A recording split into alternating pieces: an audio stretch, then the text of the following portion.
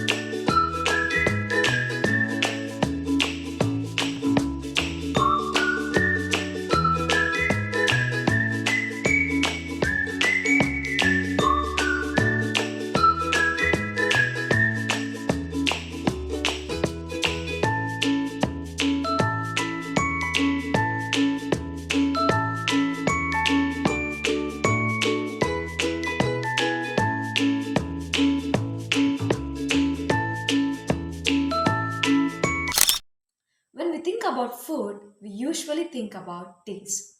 Is it sweet enough? Is it worth the price? Is it famous?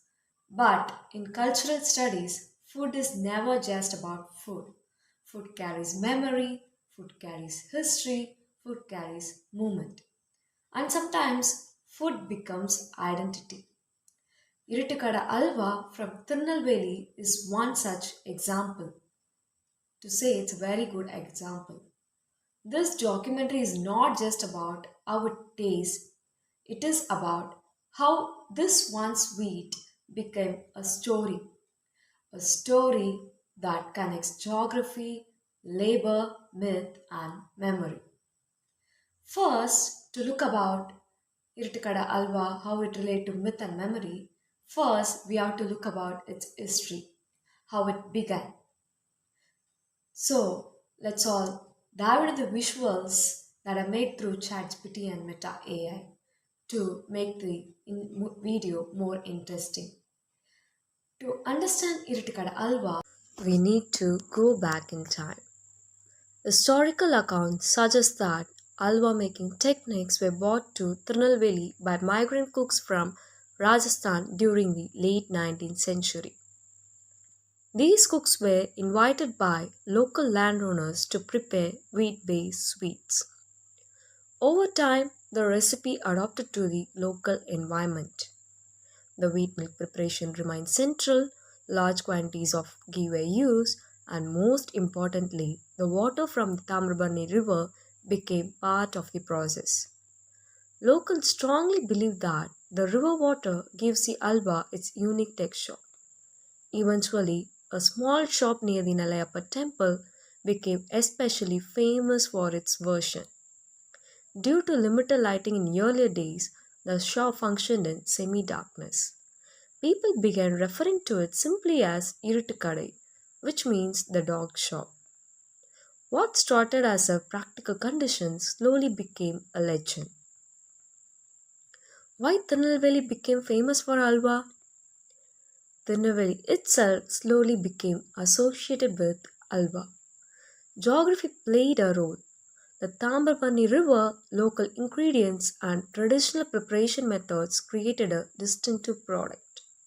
As travelers visited the Nalayappa temple and trade routes expanded, people carried the halwa back to their hometowns.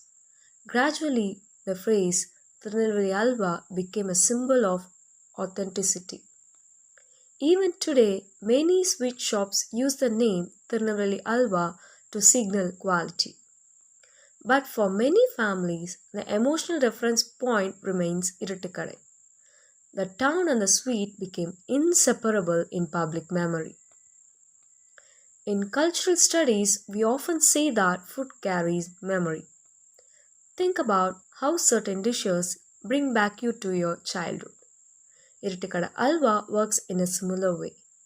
For many families, it is not just a dessert. It is something a father brings home after a trip, something opened carefully during festivals, and something shared among relatives. Over time, stories build around it.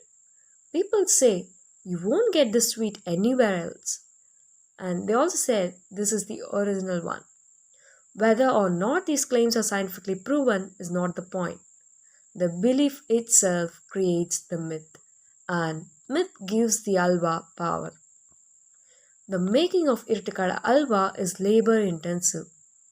Wheat milk is extracted carefully, the mixture is stirred continuously in large vessels, ghee is added slowly and patiently.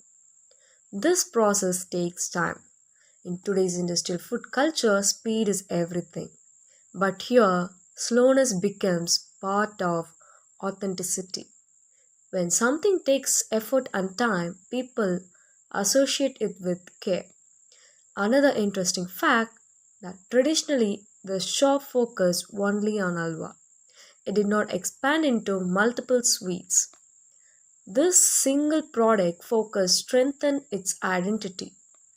In a world of endless options, remaining focused can itself become a cultural statement.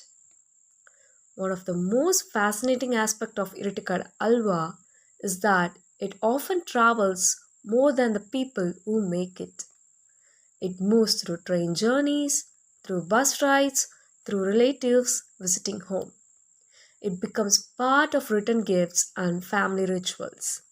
In cultural terms, this is movement. The sweet carries Tirunelveli with it. Even when someone eats it in Chennai, Madurai, or even abroad, they feel connected to a specific place. This is how food becomes a portable form of geography. You may not visit Tirunelveli often, but through the Alva, Tirunelveli visits you. Iruttu Kadai Halwa is known to open only for limited hours in the evening. Very often, the halwa sells out quickly. This limited availability increases demand. Scarcity creates value, but more importantly, consistency builds trust. For generations, families have returned to the same shop. There are no aggressive advertisements, yet the crowd continues. Popularity here is built slowly through repetition, memory, and belief. I hope you all like the visuals. To conclude this video, food as cultural identity. So, what does Iruttu Kadai Halwa teach us? It teaches us that food is never just about flavor. It is about history, how a recipe traveled from Rajasthan and settled in Tirunelveli. It is about geography, how the Tamirabarani River became part of its identity. It is about labor, the time and effort behind each batch of halwas made. It is about myth, the belief that this version is special and original. And finally, it is about movement, how the halwa travels across cities and generations. In the end, Iruttu Kadai Halwa is not just a sweet, it is a story that carries memory, myth, and movement. I hope you all like this video and I want you all to like, share, and subscribe. I'll meet you all in another video. Until then, bye. Thanks for watching.